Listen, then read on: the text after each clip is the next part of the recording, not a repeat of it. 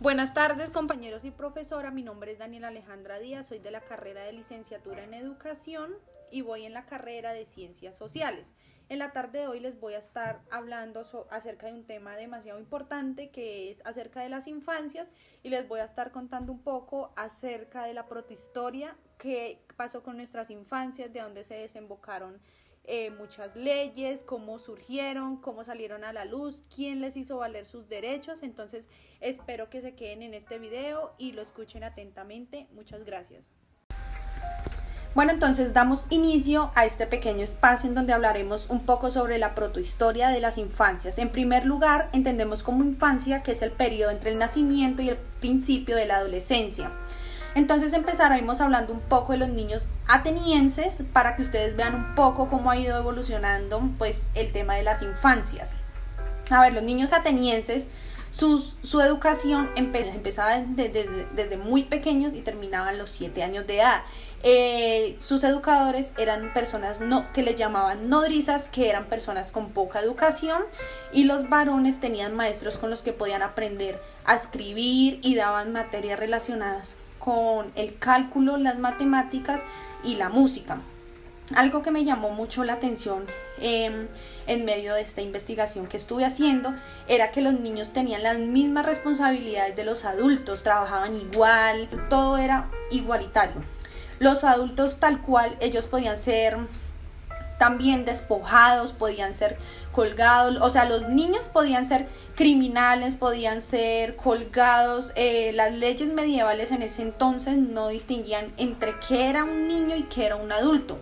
Varios de los niños que no eran deseados por sus familias se ahogaban o se los instalaban en orfanatos donde después pues eran asesinados. Eran considerados también niños en versión miniatura.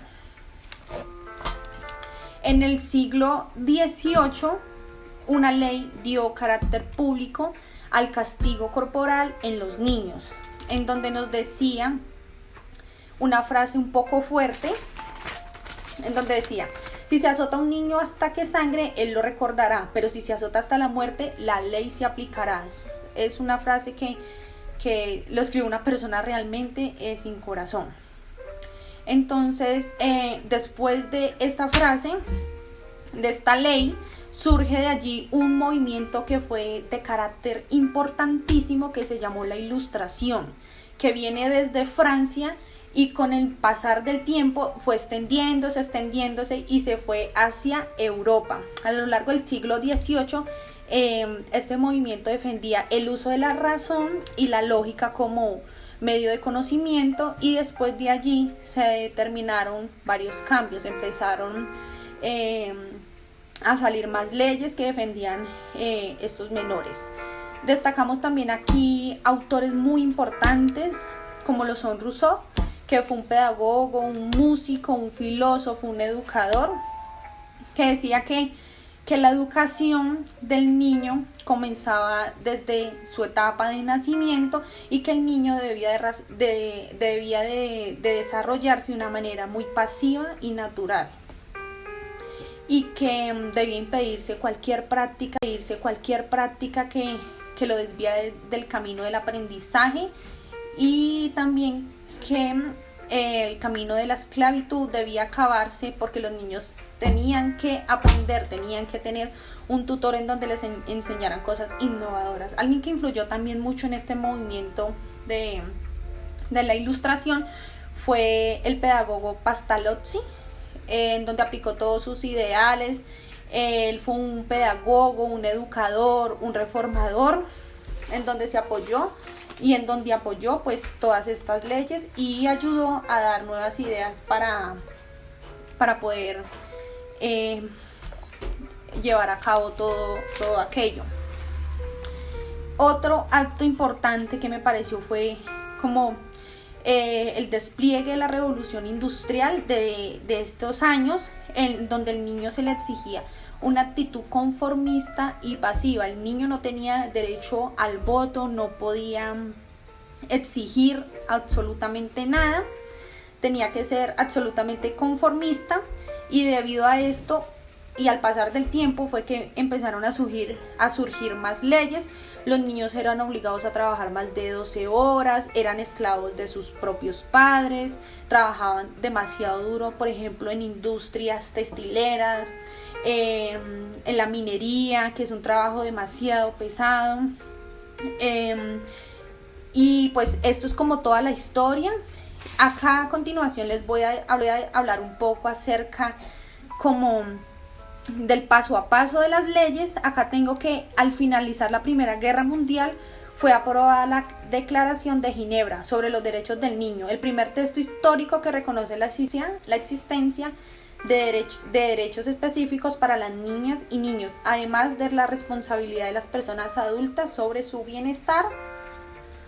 Más adelante vemos la finalización de la Segunda Guerra Mundial, que trajo también consigo dos hechos demasiadamente importantes, que fueron la creación de la UNICEF, que es el desarrollo de la Organización de las Naciones Unidas, y estos hechos fueron los que fueron determinantes para la elaboración de los derechos del niño en el año de 1959. Más adelante vemos que en 1989 se firmaría la Convención de los Derechos del Niño, a través del cual se enfatiza que los niños tienen los mismos derechos que las personas adultas, y más adelante se subrayan que aquellos derechos especiales para ellos, ya que por no haber alcanzado el pleno desarrollo físico y tanto mental, necesitan de una protección especial. Con la llegada de las nuevas tecnologías en el siglo XX, los niños están desarrollando nuevas habilidades y formas de aprendizaje. Aquí es donde existen mucho, pero mucho más leyes en donde pues protegen a estas infancias, y pues no quiere decir que hoy en día no exista el maltrato, la esclavitud hacia los niños, porque realmente y muy lastimosamente sí existe en Colombia y en cualquier país del mundo. Un ejemplo que podemos ver en el Perú, los niños del Perú todavía siguen siendo esclavizados. Hay muchas leyes que todavía están como en plena elaboración y que hasta el momento no se han hecho valer como son. Realmente los niños del Perú trabajan y sus estudios los dejan de lado pues por colaborar en la casa de pronto a sus padres que están enfermos, a pagar los servicios, su arriendo. Entonces esto no indica que con el pasar del tiempo se hayan creado unas leyes y que todo cambió, todo paró, todo sigue mejor, mucho mejor que ahorita, ¿no? Realmente la explotación hacia los infantes realmente sigue todavía. Entonces agradezco la atención de este caluroso espacio. Muchas gracias, profesora.